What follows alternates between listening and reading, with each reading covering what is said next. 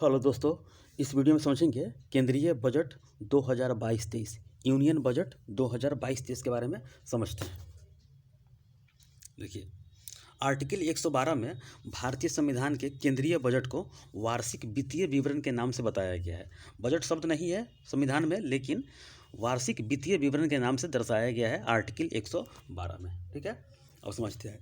फरवरी के यानी कि 1 फरवरी को वित्त मंत्री द्वारा संसद में पेश किया जाता है। ये याद करके रखिएगा। अब तक 4 बार महिला में, 4 बार निर्मला सीतारमण द्वारा, जो कि भारत का वर्तमान वित्त मंत्री है, 4 बार वित्त मंत्री के द्वारा पेश किया गया महिला में, यानी कि निर्मला सीतारमण द्वारा 4 बार पेश किया गया है। और महिला में 2 बार, जो कि इंदिरा गांधी सरकार द्वारा पहले पेश किया गया था। और महिला में अब तक 4 बार रिकॉर्ड बना चुकी है निर्मला सीतारमण। ये याद करके रखिएगा। सबसे पहले बजट पेश करने वाली कौन थी? तो इंदिरा गांधी ही थी। ठीक है, अब आगे समझते हैं। देखिए, और पूछेगा कि पहली केंद्रीय बजट पूर्णकालिक महिला के लिए, तो निर्मला सीतारमण। ठीक है, और फर्स्ट में पूछेगा तो इंदिरा गांधी के द्वारा। ठीक है, पूर्णकालिक निर्मला सीतारमण द्वारा, और फर्स्ट बार पूछेगा तो इंदिरा गांधी के सरकार के द्वारा यह पेश किया गया था, इंदिरा गांधी के द्वारा। अच्छा, अब आएगा कि पेपरलेस, यानी कि यह दूसरी बार पेपरलेस, यानी कि सेकेंड बार यह पेपरलेस बजट पेश किया गया है। पेपरलेस का मतलब कि टेबलेट से। ठीक है, इस बार 90 मिनट का यह बजट पेश किया गया है। ठीक है, अब समझते हैं आगे। ये सब एक एक क्वेश्चन बनता है ये सबसे। अब समझते हैं। फर्स्ट बजट भारत, जो कि ब्रिटिश काल में, जो कि भारत पर अंग्रेज़ों का शासन था, तो फर्स्ट बजट ब्रिटिश काल में किसके द्वारा यह किया गया था? जेम्स विल्सन के द्वारा। वित्त मंत्री था उस समय जेम्स विल्सन द्वारा 7 अप्रैल 1860 को यह अंग्रेज़ों के द्वारा यह शुरू किया गया था। उसके बाद भारत जब स्वतंत्र हुआ तो एग्जाम में बनेगा कि स्वतंत्र भारत का प्रथम बजट किसके समय किया गया था? तो आर.के. सनमुखम चेट्टी। ठीक है, और यह 26 नवंबर 1947 को यह पेश किया गया था। 26 नवंबर 1947 को यह पेश किया गया था। आप पूछे गणतंत्र, यानी कि भारत अपना अधिकार, यानी कि भारत अपना निर्णय लेने की क्षमता को गणतंत्र कहा जाता है, यानी कि हम सब कुछ खुद से कर सकते हैं। तो पूछे गणतंत्र भारत का, यानी गणतंत्र दिवस 26 जनवरी को मनाते हैं, और स्वतंत्रता दिवस 15 अगस्त को मनाते हैं। ठीक है, तो गणतंत्र भारत का पहला बजट 28 फरवरी 1950 को जॉन मथाई के समय यह पेश किया गया था। जॉन मथाई के समय में पेश किया गया था। ये समझ गए। स्वतंत्रता या स्वतंत्र में आर.के. सनमुखम चेट्टी, और गणतंत्र में जॉन मथाई के समय में यह पेश किया गया था। अच्छा, अब आगे समझते हैं। देखिए, केंद्रीय बजट पेश करने वाली पहली महिला पूर्णकालिक वित्त मंत्री निर्मला सीतारमण, यानी कि पूर्णकालिक पूछेगा। अब प्रथम पूछेगा तो इंदिरा गांधी 1970-71 में, उस समय पीएम भी थी और वित्त मंत्री भी थी। तो 2 बार इंदिरा गांधी के सरकार के द्वारा पेश किया गया था, इंदिरा गांधी के द्वारा महिला में, और निर्मला सीतारमण द्वारा यह 4 बार हो गया इस बार। ठीक है, अब आगे समझते हैं। सर्वाधिक बजट पेश का रिकॉर्ड किसने किया था? तो मोरारजी देसाई, 10 बार उनके द्वारा यह पेश किया गया था। 6 बार वित्त मंत्री थे और 4 बार उप प्रधानमंत्री पद पर रहते हुए उन्होंने पेश किए थे। तो सर्वाधिक बजट पूछता है परीक्षा में, तो ये 10 बार मोरारजी देसाई ने किया था। अब आगे समझते हैं। अब वर्तमान में जो बजट में, जो 1 फरवरी को जो बजट हुआ, उसमें क्या क्या प्रावधान है, जो कि 1 साल तक यही चलेगा। तो आइए समझते हैं। देखिए, सरकार के द्वारा घोषणा किया गया 5 साल में 60 लाख नौकरियाँ देगी।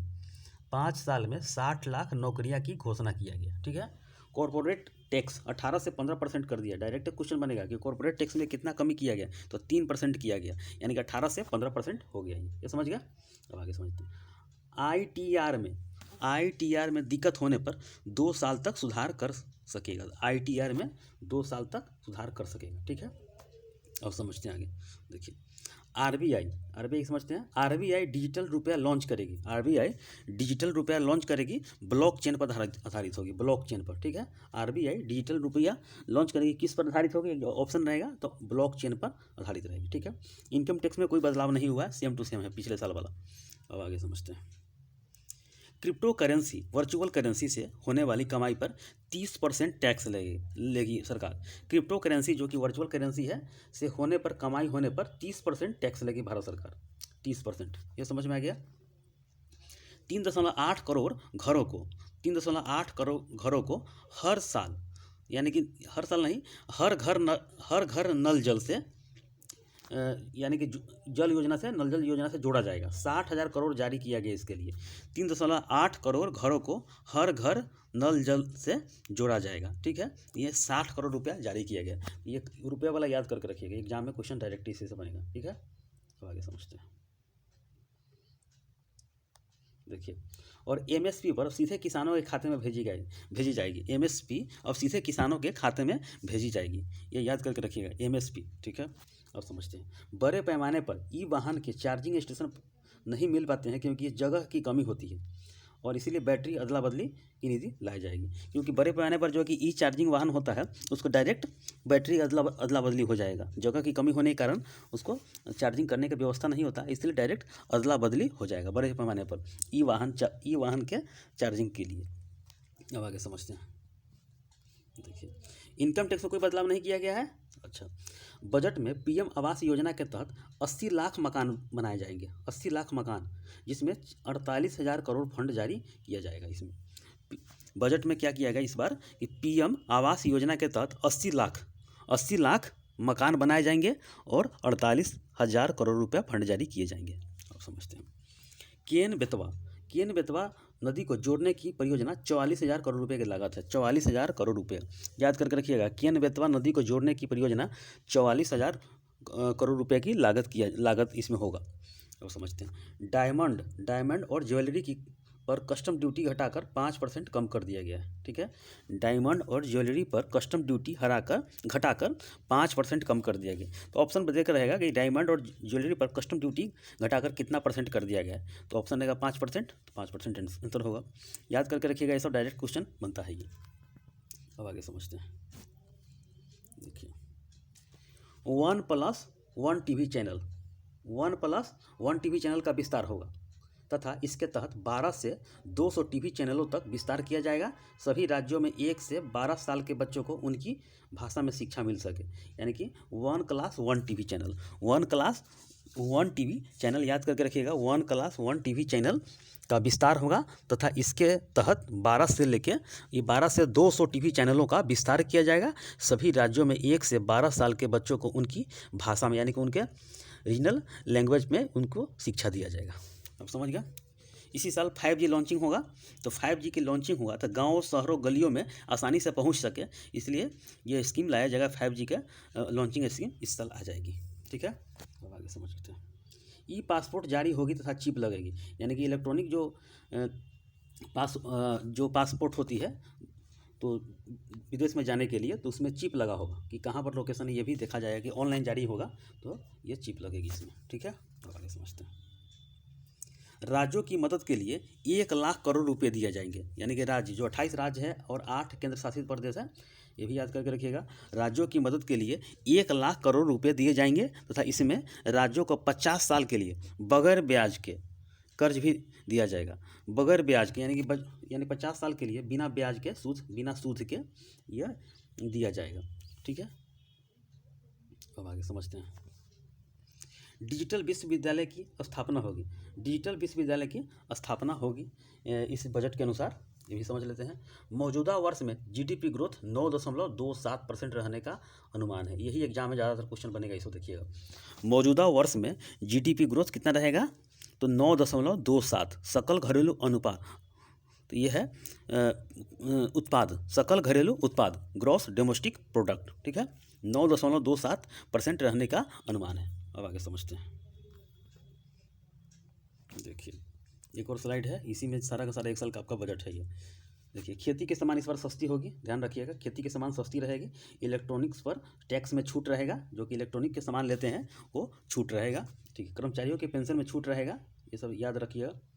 दिव्यांग के माता पिता को टैक्स में छूट रहेगा, जो कि अपंग है उनको छूट रहेगा, टैक्स प्राप्त छूट रहेगा इसमें। राज्य और केंद्र सरकार के कर्मचारियों के लिए टैक्स में वृद्धि रहेगा, 10% से 14% कर दिया गया है। राज्य एवं केंद्र सरकार के कर्मचारियों के लिए टैक्स में वृद्धि किया गया है। ठीक है, अब समझें। 2023 को मोटा अनाज वर्ष घोषित किया गया। 2023 को मोटा अनाज वर्ष घोषित किया गया है, ये ध्यान रखिएगा। 2023 को मोटा अनाज वर्ष घोषित किया गया है। तिलहनों के उत्पादन में, यानी कि वो सरकार काम करेगी, तिलहन जो उत्पादन होता है उसमें सरकार इस पर अच्छा काम करेगी। ठीक है, अब आगे समझते हैं। कॉरपोरेट सरचार्ज, कॉरपोरेट सरचार्ज है ये 12 से घटाकर 7% कर दिया गया है। 12 से घटाकर 7% कर दिया गया है। और उसमें उधर क्या पढ़े थे, कॉरपोरेट टैक्स 18 से 15% कर दिया था। ठीक है, अब आगे समझते हैं। किसानों को डिजिटल सर्विस मिलेगी, यानी कि ऑनलाइन व्यवस्था मिलेगी, डिजिटल सर्विस। ठीक है, पेयजल सिंचाई सुविधाएं बढ़ाने पर जोर दिया जाएगा, यानी कि जो पानी है, सिंचाई है, उस पर बढ़ाने का जोर दिया जाएगा। स्थानीय उत्पाद की सप्लाई चेन बढ़ाने के लिए एक स्टेशन एक उत्पाद योजना शुरू करेगा, यानी कि स्थानीय उत्पाद, यानी कि जो गांव गली में जो सामान जो उपजते हैं उनको सप्लाई चेन बढ़ाने के लिए एक स्टेशन एक उत्पाद का योजना शुरू किया जाएगा। ठीक है, इस पर पूछेगा एग्जाम में कि 2022-23 के बजट में इसमें एक स्टेशन एक उत्पाद के लिए क्या प्रावधान किया गया था, स्थानीय उत्पाद की सप्लाई बढ़ाने के लिए। ठीक है, अब आगे समझते हैं। 3 साल में 400 नई पीढ़ी की वंदे भारत ट्रेन चलाई जाएगी, 400। और देखिए 3 साल में 400 नई पीढ़ी की वंदे भारत ट्रेन चलाई जाएगी, वंदे भारत एक्सप्रेस जो कि ट्रेन चलाई जाएगी 3 साल में 400 नई पीढ़ी की। ठीक है, ये भी याद करके रखिएगा। अब आगे समझते हैं। 8 नए रोपवे का निर्माण किया जाएगा, 8 नए रोपवे का निर्माण किया जाएगा। ध्यान रखिएगा, एग्जाम में पूछेगा 2022-23 में कितने रोपवे का निर्माण किया जाएगा, तो 8 नई रोपवे का निर्माण किया जाएगा। ये डेटा है, एग्जाम में 1 साल तक पूछेगा ये। अब आगे समझते हैं। गंगा नदी किनारे 5 किलोमीटर चौड़े गलियारों में किसानों की ज़मीन पर फोकस के साथ पूरे देश में रासायनिक मुक्त प्राकृतिक खेती को बढ़ावा दिया जाएगा, यानी कि जो केमिकल वेमिकल डालते हैं वो व्यवस्था नहीं रहेगा। और गंगा नदी के किनारे जो कि है उस 5 किलोमीटर के अंदर में जो गलियारा है उसी में ज़मीन पर फोकस करके पूरे देश में रासायनिक मुक्त को प्राकृतिक खेती किया जाएगा। ठीक है, अब आगे समझते हैं। 1 साल में 25,000 किलोमीटर हाईवे विस्तार पर 20,000 करोड़ रुपए खर्चा होगा। 1 साल में 25,000 किलोमीटर है, 25,000 किलोमीटर जो कि हाईवे विस्तार पर 20,000 करोड़ रुपए खर्चा किया जाएगा। ये एक रुपया याद करके रखिए, रुपया ज़्यादा एग्जाम में पूछता है। 20,000 रुपया खर्चा किया जाएगा किस पर, 1 साल में 25,000 किलोमीटर हाईवे विस्तार पर। अब आगे समझते हैं। पूर्वोत्तर विकास के लिए 1,500 करोड़ रुपये आवंटित, पूर्वोत्तर विकास के लिए, यानी कि भारत का जो पूर्वोत्तर है ये एरिया भारत का मैप में, तो पूर्वोत्तर विकास के लिए 1,500 रुपये आवंटित किया जाएगा। अब आगे समझते हैं। रेलवे छोटे किसानों और उद्यमों के लिए कुशल लॉजिस्टिक्स विकसित करेगा। छोटे किसानों के लिए रेलवे करेगा और उद्यमों के लिए कुशल लॉजिस्टिक्स ये सब व्यवस्था करेगा रेलवे। ये समझते हैं। अगले 3 सालों में 100 PM गति शक्ति कार्गो टर्मिनल विकसित करेगा। अगले 3 सालों में कितना करेगा, तो 100 PM गति कार्गो टर्मिनल विकसित करेगा। और एक लास्ट क्वेश्चन है, वित्त वर्ष 2021-22 में राजकोषीय घाटा 6.9 रहा और 2022-23 में 6.4 रहने का अनुमान है। बस यही एग्जाम में क्वेश्चन बनेगा बजट से, तो ये याद करके रखिएगा। 2021-22 में राजकोषीय घाटा 6.9 रहने का 9 था और 2022-23 में कितना 6.4 रहने का अनुमान है। बस इसको बार बार रिविजन कीजिए, यही आपका बजट से क्वेश्चन बनेगा ही। ठीक है, इस वीडियो में इतना ही, धन्यवाद।